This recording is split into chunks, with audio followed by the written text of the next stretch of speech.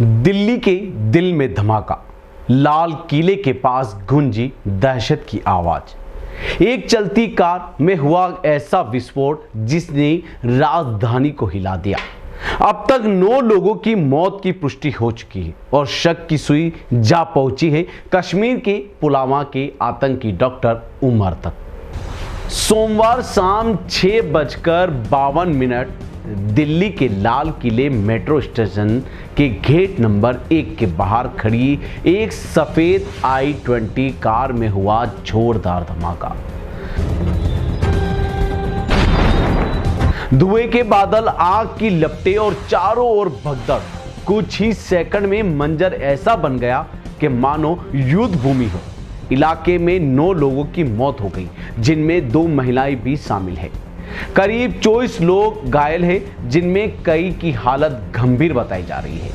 घटना के बाद एक सीसीटीवी फुटेज भी सामने आया, जिसमें एक नकाबपोश शख्स कार में बैठा दिखा, जिसकी पहचान पुलवामा निवासी डॉक्टर मोहम्मद उमर नबी के रूप में हुई। सूत्रों के मुताबिक उमर ने खुद को विस्फोट के साथ उड़ा दिया। जब दिल्ली पुलिस की स्पेशल सेल ने यूएपीए के तहत मामला दर्ज कर कश्मीर पुलिस के साथ मिलकर डीएनए टेस्ट की प्रक्रिया शुरू कर दी है। उमर की मां और 2 भाइयों को पुलवामा में हिरासत में ले लिया गया। धमाके के बाद मेट्रो स्टेशन और लाल किला 13 नवंबर तक बंद कर दिए गए और दिल्ली की सड़कों पर अब सन्नाटा है और हवा में बस एक सवाल, कौन था ये डॉक्टर ऑफ डेथ? वहाँ खाना खा रहे थे जामा मस्जिद पे बैठ के थोड़ा मीना बहर में, तो वहाँ पर देखा बहुत तेज ब्लास्ट हुआ, यहाँ आग भी चला। तो पता नहीं किस में ब्लास्ट हुआ, यहाँ लोग बता रहे हैं गाड़ी में हुआ कुछ ब्लास्ट। राजधानी दिल्ली में हुए इस धमाके ने देश को दहला दिया। लाल किला बंद, मेट्रो स्टेशन सील और चारों ओर सुरक्षा का पहरा। लेकिन हैरानी इस बात की है कि जिस डॉक्टर ने जिंदगियां बचाने की कसम खाई थी, वहीं अब मौत का सौदागर बन गया। सीसीटीवी फुटेज ने इस पूरे देश को चौंका दिया। सफेद i20 कार में बैठा एक शख्स, जिसने अपने चेहरे को काले मास्क से ढक रखा था, करीब 3 घंटे तक वह कार में ही बैठा रहा, ना बाहर निकला, न ही किसी की बात की। फिर अचानक धमाका हुआ, जिसने दिल्ली के दिल में खामोशी फैला दी। सूत्रों के मुताबिक यह व्यक्ति पुलवामा का रहने वाला है। डॉक्टर मोहम्मद उमर नबी था इनका नाम। एक ऐसा शख्स जो कभी मेडिकल प्रोफेशनल भी रहा करता था, लेकिन बाद में आतंकी नेटवर्क फरीदाबाद मॉड्यूल के जुड़ गया।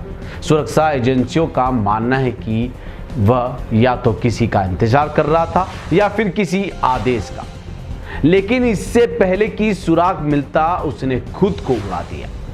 मौके से RDX नहीं मिला, लेकिन विस्फोट की तीव्रता ने यह साफ कर दिया कि ऐसे पेशेवर अंदाज में प्लान किया गया था।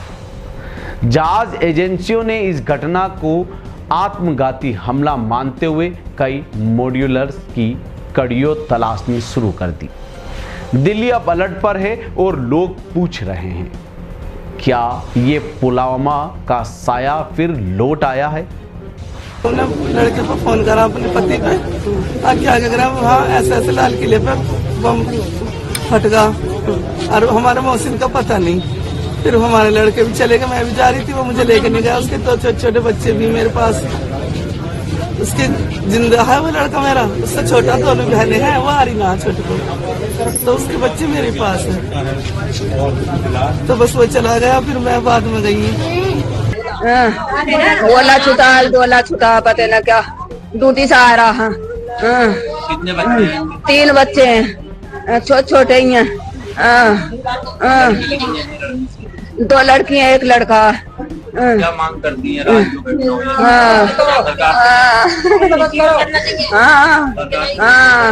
अरे कुछ तो मिले ना, कैसा पालेगी हमारी भाभी। दिल्ली के धमाके की गूंज अब राजस्थान तक पहुंच चुकी है।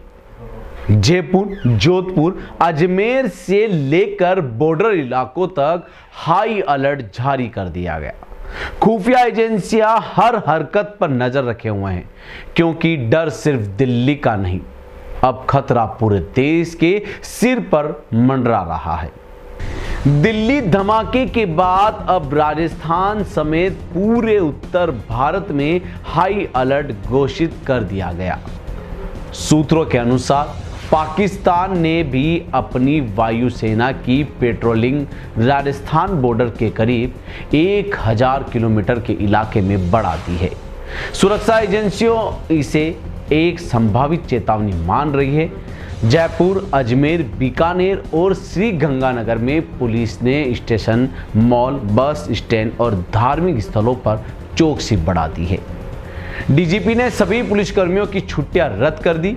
अजमेर दरगाह के बाहर आरसीए तैनात कर दिए गए और पर्यटक स्थलों पर संघन जांच कर रही है।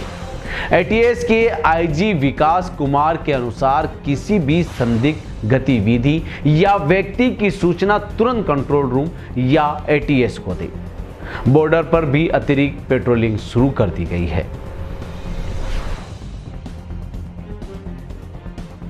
ऑपरेशन सिंदूर के दौरान पाकिस्तान की ड्रोन गतिविधियों को देखते हुए एजेंसियों ने अब हर छोटे संकेत पर भी चौकन्नापन बढ़ा दिया है।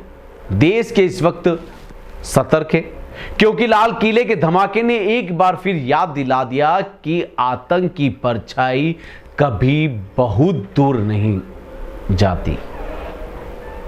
नमस्कार।